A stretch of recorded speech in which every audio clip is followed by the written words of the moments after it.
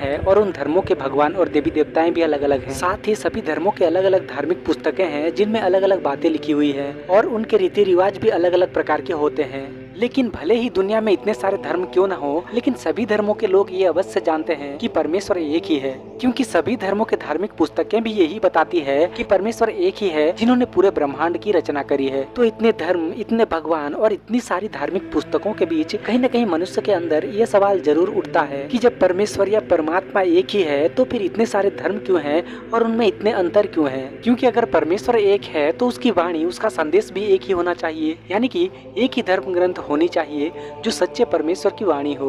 हमें इतने सारे धार्मिक ग्रंथों की आवश्यकता नहीं होनी चाहिए, बल्कि एक ही धर्म ग्रंथ के माध्यम से हमारा मोक्ष या उद्धार होना चाहिए। दोस्तों, इस वीडियो क्लिप में आप देखिए कि हिंदू कथावाचक बागेश्वर धाम सरकार धार्मिक ग्रंथों के विषय में लोगों को क्या बता रहे हैं। औरों को तो एक ही किताब है, वो या चाहे उल्टा के पढ़ ले चाहे पलटा के पढ़ ले। अपने रामायण भी लो, हनुमान चालीसा भी लो, भागवत भी लो, पुराण भी लो। 18 पुराण, 18 उप पुराण, 4 वेद, 6 शास्त्र, 108 उपनिषद, मनु स्मृति, बची खुची हम बना देवी। क्यों प्रॉब्लम में आ रहे हो? दोस्तों, पहले ही आपको बता दें कि इस वीडियो के द्वारा किसी भी धर्म और उनकी धार्मिक भावनाओं को निंदा या ठेस पहुंचाने का हमारा उद्देश्य बिल्कुल नहीं है। तो गुरु जी का कहना है कि बाकी धर्मों में तो एक ही पुस्तकें हैं, लेकिन सनातन धर्म में अनेकों धार्मिक पुस्तकें हैं। देखिए, पहली बात मैं आप लोगों को बताना चाहता हूँ, हम चाहे कितने भी धर्म क्यों न अपना ले, कितने ही धार्मिक ग्रंथ क्यों न पढ़ लें, लेकिन अगर हमारा उद्धार ही नहीं हुआ तो इतने सारे धार्मिक ग्रंथों का पढ़ना व्यर्थ है। इससे हमारा क्या लाभ? और दूसरी बात, बाइबल ही सिर्फ एक ऐसी किताब है जिनमें पाप, मन फिरा और पश्चाताप और उद्धार के विषय में बताया गया है। दुनिया के किसी और कोई धार्मिक ग्रंथों में ये सारी बातें हमें देखने को नहीं मिलती। तो जाहिर सी बात है कि बाइबल ही सिर्फ एकमात्र सच्चा परमेश्वर का वचन है जो हमें उद्धार का मार्ग बताती है। और इतना ही नहीं, बाइबल में लिखी हुई हर एक बातें पूरी हो चुकी हैं, आज भी हो रही हैं और आगे भी होंगी, क्योंकि बाइबल ही उस एकमात्र सच्चे परमेश्वर की वाणी है जिनके द्वारा पूरा ब्रह्मांड रचा गया है। अभी आप आगे देखिए कि महाराज जी दूसरे धर्म के भगवानों के विषय में लोगों को क्या बता रहे हैं। और धर्मों के लोगों के लिए एक ही देवता है, वो भी और अगर वही हो जाए फू तो क्या करोगे? दोस्तों, एक बात हम सभी जानते हैं कि किसी भी धर्म की भगवानों की निंदा करना गलत है, लेकिन बागेश्वर धाम महाराज अपनी कथा में कई ऐसी बातें बोलते हैं जो लोगों में प्रेम, भाईचारा और एकता का नहीं बल्कि ईर्ष्या, द्वेष और जलन का भाव उत्पन्न करता है। पहले इस वीडियो में आप महाराज जी की पूरी बातों को सुन लीजिए, फिर आगे इस विषय पर हम बात करेंगे। और जनों के तो एक ही देवता है, अगर वो धोखे से नाराज हो जाएं तो दूसरों को ऑप्शन नहीं है। हाँ, अन्य धर्मों के आराध्य तो एक ही है मात्र। अब उसे कोई भी नाम दे दे, हम नाम नहीं बोलेंगे, आप समझदार हो।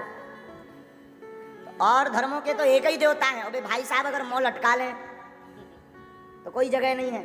हमारे सनातन में ये बड़ी खूबसूरती है। ठाकुर जी कृपा नहीं कर रहे सो राम जी यहाँ पकड़ लो, राम जी कृपा नहीं कर रहे सो श्री हनुमान जी यहाँ पकड़ लो। तो यहाँ पर गुरु जी का कहना है कि और धर्मों के तो एक ही देवता हैं, अगर वही नाराज हो जाएं तो लोग फिर किसके पास जाएंगे? देखिए, भले ही उन्होंने नाम नहीं लिया, परंतु निश्चित है कि वे ईसाई और मुसलमानों के भगवानों को ही बता रहे हैं। दोस्तों, मैं सभी गैर मसीह भाई बहनों से यह बताना चाहूँगा कि यीशु मसीह कोई देवता नहीं है, बल्कि वह समग्र मानव जाति के उद्धारकर्ता परमेश्वर हैं, जिन्होंने कि आपके और हमारे पापों के लिए अपना बहुमूल्य रक्त क्रूस पर बहाया है, और इस बात को कोई झुटला नहीं सकता। देखिए, सभी धार्मिक ग्रंथ यही कहता है कि परमेश्वर एक ही है जो सारे संसार को चलाता है। उसे दुनिया चलाने के लिए किसी की सहारे की जरूरत नहीं है, क्योंकि वो पराक्रमी और सर्वशक्तिमान परमेश्वर है। और बाइबल हमें बताती है कि परमेश्वर एक ही है और परमेश्वर और मनुष्य के बीच में केवल एक ही बिचौई है, और वो है यीशु मसीह, जो सबके छुटकारे के लिए अपने आप को बलिदान कर दिया।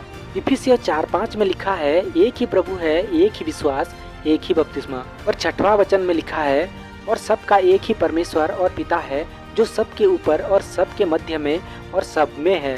फिर जब हम यशायाह 43 उसके 11वें आयत में पढ़ते हैं तो वहाँ पर वचन कहता है, मैं ही याहवे हूँ, मुझे छोड़ कोई और नहीं है। इसके ऊपर की आयत में लिखा है, मुझसे पहले कोई परमेश्वर ना हुआ और न मेरे बाद कोई होगा। और इसी अध्याय के 13 आयत में भी परमेश्वर कहते हैं कि मैं ही ईश्वर हूँ और भविष्य में भी मैं ही हूँ। और दोस्तों, बागेश्वर महाराज ने यह भी कहा कि उनका एक परमेश्वर अगर नाराज हो जाए तो वे लोग किसके पास जाएंगे? देखिए, हमारी दुष्टता और पाप कर्मों के कारण परमेश्वर नाराज जरूर होते हैं, लेकिन हम सभी जानते हैं कि परमेश्वर प्रेमी और दयालु हैं।